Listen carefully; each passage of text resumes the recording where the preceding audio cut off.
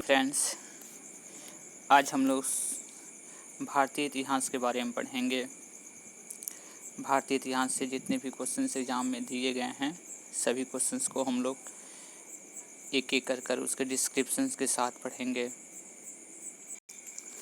जितने भी क्वेश्चंस आपको दिए गए हैं अभी आज तक एसएससी, रेलवे, इस सबसे इम्पोर्टेंट क्वेश्चंस होंगे और इन सभी क्वेश्चंस को हम लोग एक एक कर चर्चा करते चलेंगे।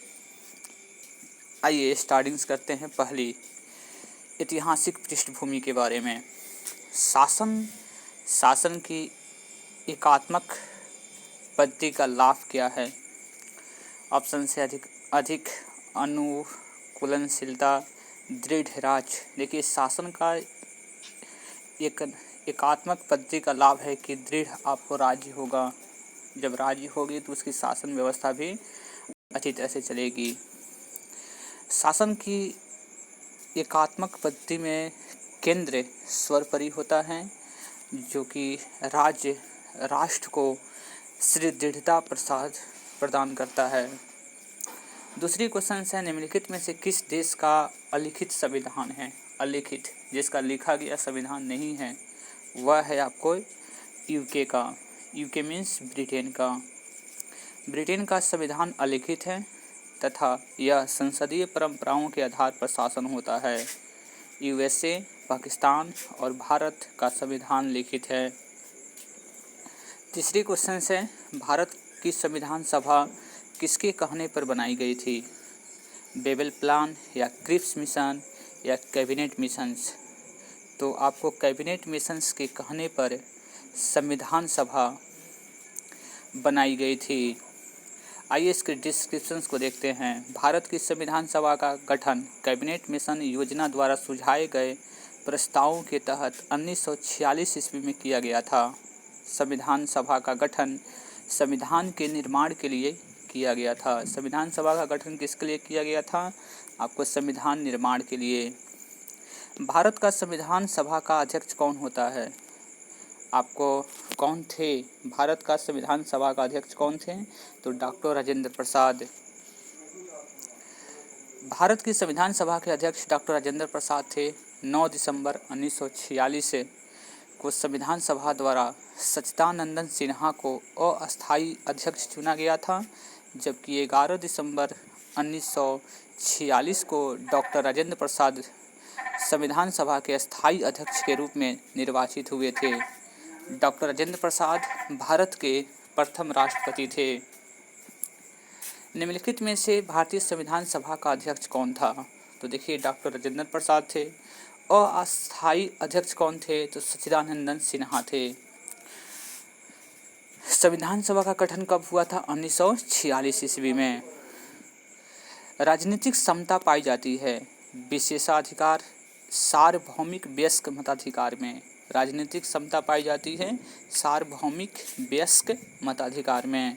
सार्वभौमिक वयस्क मताधिकार की स्थिति में देश के प्रथम वयस्क नागरिक को अपना प्रतिनिधित्व चुनने हेतु मत देने का अधिकार होता है, जो कि राजनीतिक समता की स्थिति को दर्शाता है। धर्मनिरपेक्ष राज्य किसे कहते हैं? धर्मनिरपेक्ष राज्य उसे कहते हैं जिसका अपना कोई विशेष धर्म न हो, उसको धर्मनिरपेक्ष राज्य कहते हैं। धर्मनिरपेक्ष राज्य से तात्पर्य ऐसे राज्य से है जिसका कोई धर्म न हो, किसी धर्म विशेष को प्रोत्साहन नहीं देता हो। भारतीय संविधान की प्रस्तावना के पंथ निरपेक्ष शब्द 42वें संविधान संशोधन 1976 द्वारा जोड़ा गया था। अब आते हैं क्वेश्चन नंबर 8 में। संविधान सभा केवल सरकार के लोकतांत्रिक रूप में कल्पना विचार नहीं करता, बल्कि एक लोकतांत्रिक समाज की कल्पना करता है, क्योंकि यह इसकी विचारधारा से ओतप्रोत है। तो इसमें चारों जो ऑप्शन दिया गया है, न्याय, स्वतंत्रता, समानता और भाईचारा, ये चारों शब्दों से ओतप्रोत है। भारतीय संविधान की प्रस्तावना केवल सरकार के लोकतांत्रिक रूप की ही कल्पना विचार नहीं करती, बल्कि एक लोकतांत्रिक समाज की भी कल्पना करती है। क्योंकि यह न्याय, स्वतंत्रता, समानता, बंधुत्व जिसको भाईचारा कहते हैं कि विचारधारा से ओतप्रोत है। संविधान के अंतर्गत 9 नंबर क्वेश्चन है, संविधान के अंतर्गत भारतीय लोकतंत्र के आदर्शों को हम कहाँ देख सकते हैं? तो आदर्शों को, लोकतंत्र के आदर्शों को हम लोग प्रस्तावना में देख सकते हैं।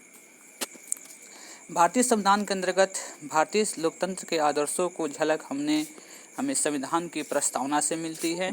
प्रस्तावना के माध्यम से भारतीय संविधान का सार, अपेक्षाएं, उद्देश्य, उसका लक्ष्य तथा दर्शन प्रकट होता है।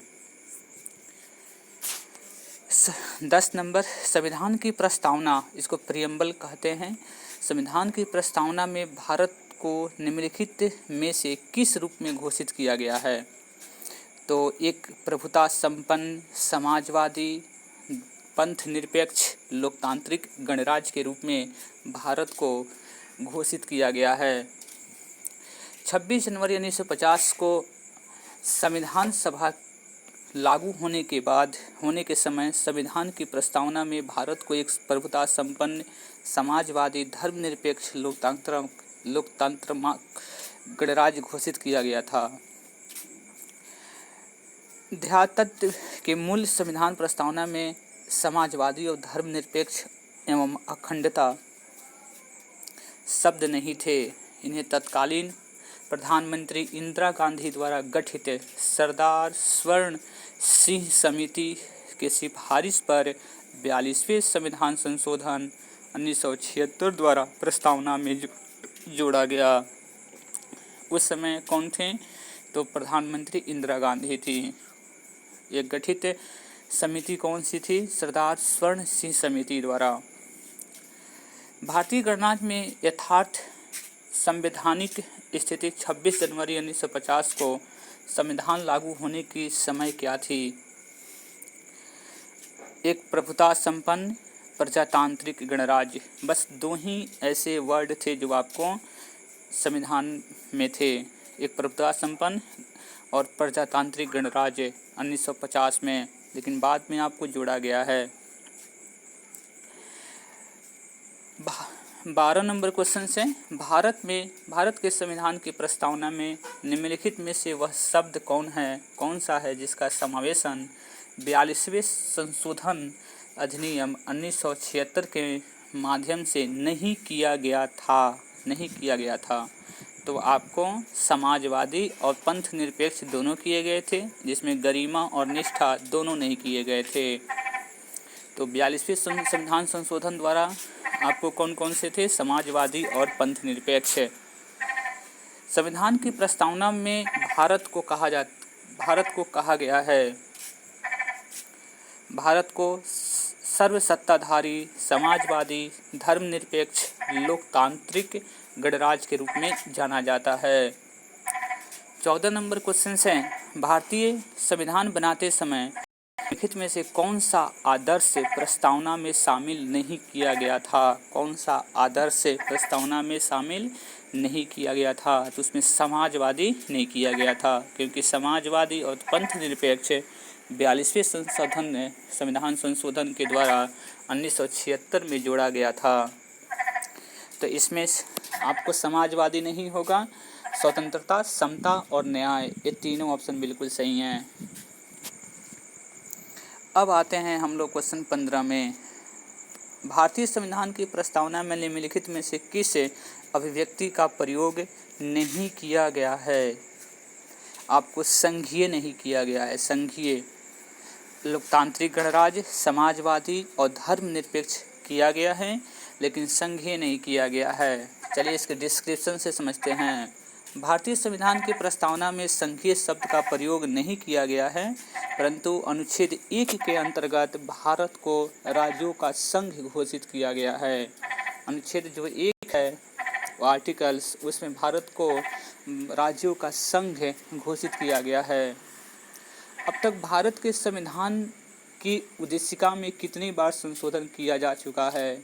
तो उद्देशिका में 1 बार संशोधन किया गया है। संविधान निर्माण के बाद अब तक संविधान के उद्देशिका में केवल 1 बार संशोधन किया गया है, वह 1976 में 42वें संविधान संशोधन के द्वारा उद्देशिका में क्या क्या जोड़ा गया है? तो समाजवादी, धर्म, पंथ निरपेक्ष और अखंडता शब्दों को जोड़ा गया है। 17 नंबर क्वेश्चन आते हैं। हमारे संविधान की प्रस्तावना में उल्लेख नहीं है। क्या उल्लेख नहीं है? तो वयस्क मताधिकार उल्लेख नहीं है। भारत की संविधान प्रस्तावना में न्याय, भातृत्व, प्रतिष्ठा की समानता का तो उल्लेख है, परंतु वयस्क मताधिकार का उल्लेख नहीं है। संविधान के अनुच्छेद 326 में वयस्क मताधिकार के आधार पर लोकसभा और राज्य विधानसभाओं के निर्वाचनों का होना उल्लेखित है। अनुच्छेद कितना? 326। संविधान के निर्माताओं का मनोभाव और आदर्श प्रतिबिंबित होते हैं। किससे होते हैं? तो आपको उद्देशिका से। संविधान के निर्माताओं के मनोभाव और आदर्श प्रतिबंधित होते हैं। किससे? उद्देशिका से। उद्देशिका में ही आपको संविधान के जो निर्माता किए गए उनके मनोभाव क्या थे, उनके आदर्श क्या थे, इससे उद्देशिका से आपको पता चल जाता है।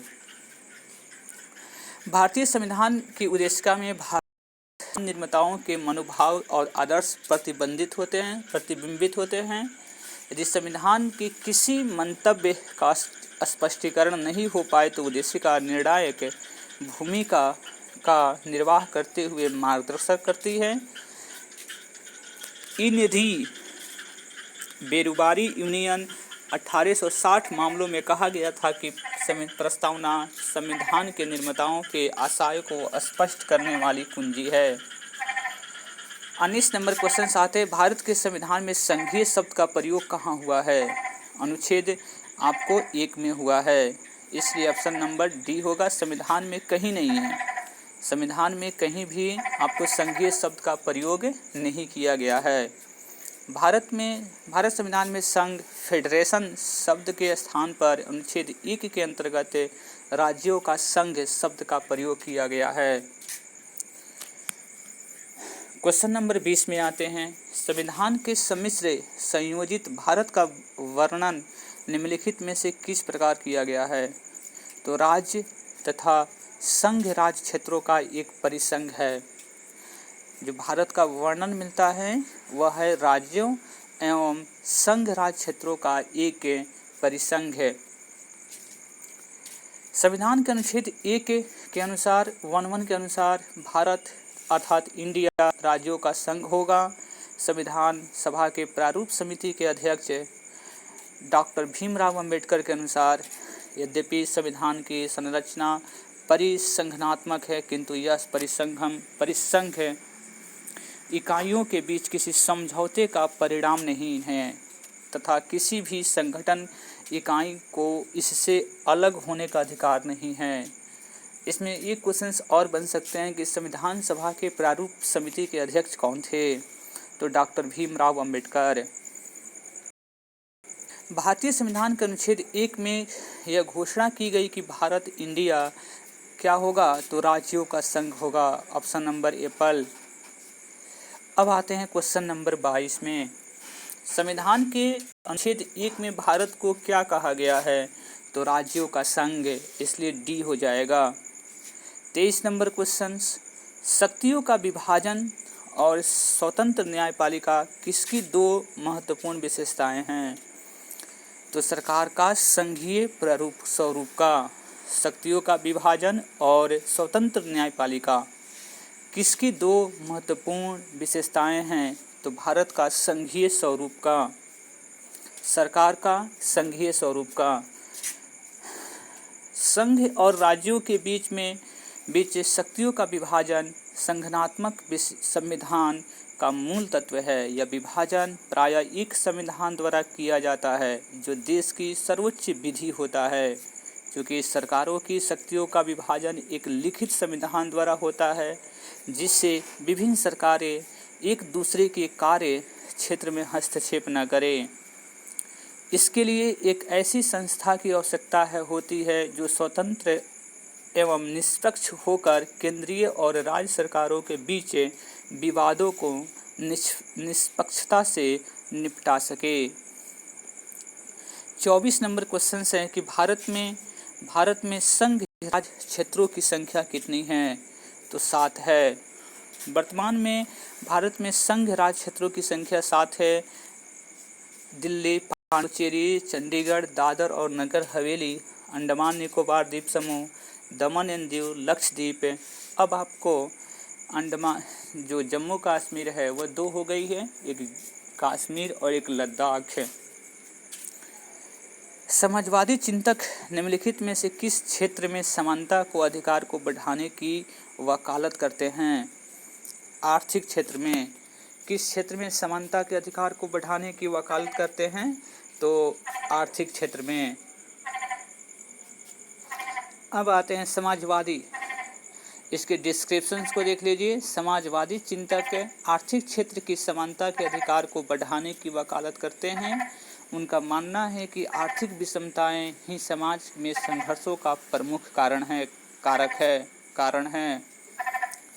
26 नंबर क्वेश्चन आते हैं। भारतीय संघ राज्य क्षेत्र का दैनिक प्रशासन किसके द्वारा संचालित होता है? भारतीय संघ राज्य क्षेत्र का दैनिक प्रशासन तो उप राज्यपाल द्वारा।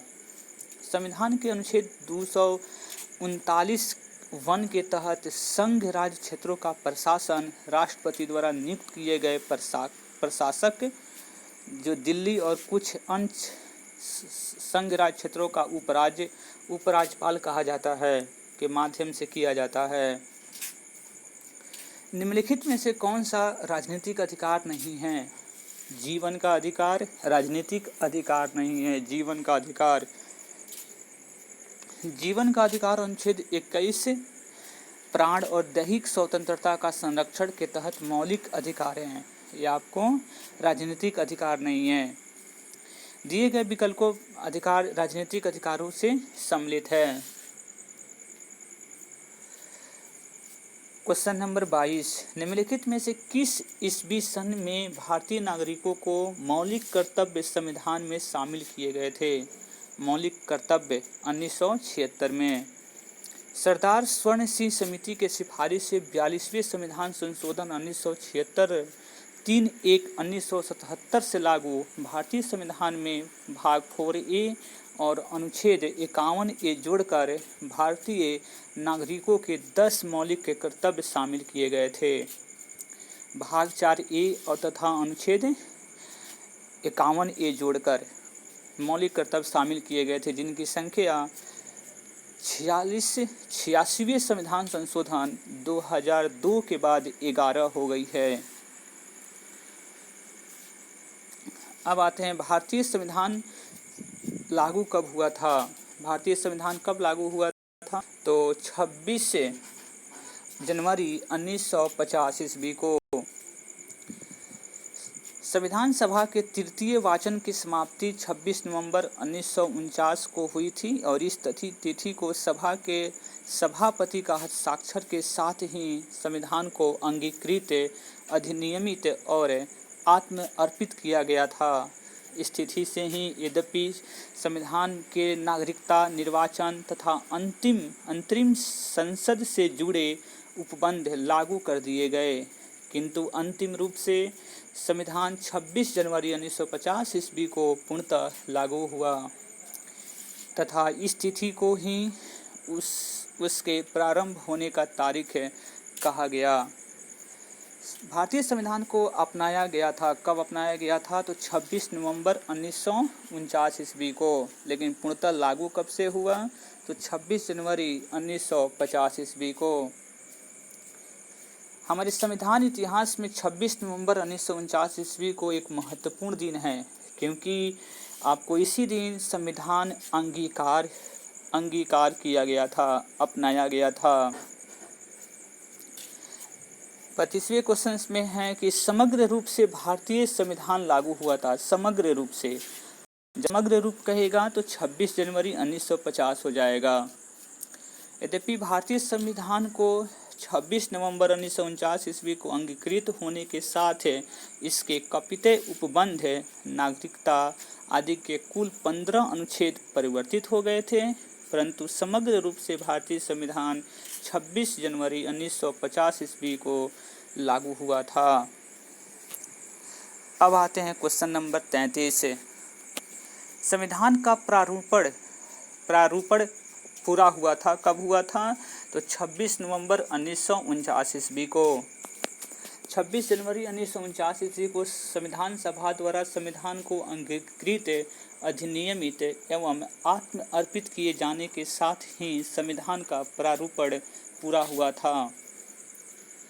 34 नंबर क्वेश्चन है कि जनमत संग्रह और उपक्रमण कराया जाता है स्विट्जरलैंड में।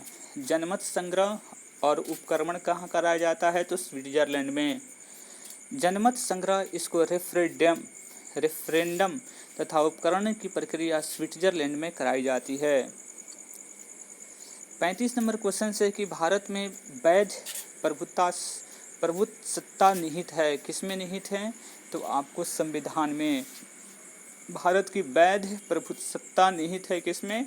तो संविधान में। भारत में वैध प्रभुत्व भारत के लोगों तथा भारतीय संविधान में जैसा निहित है, जैसा कि संविधान की प्रस्तावना से यह स्पष्ट होता है।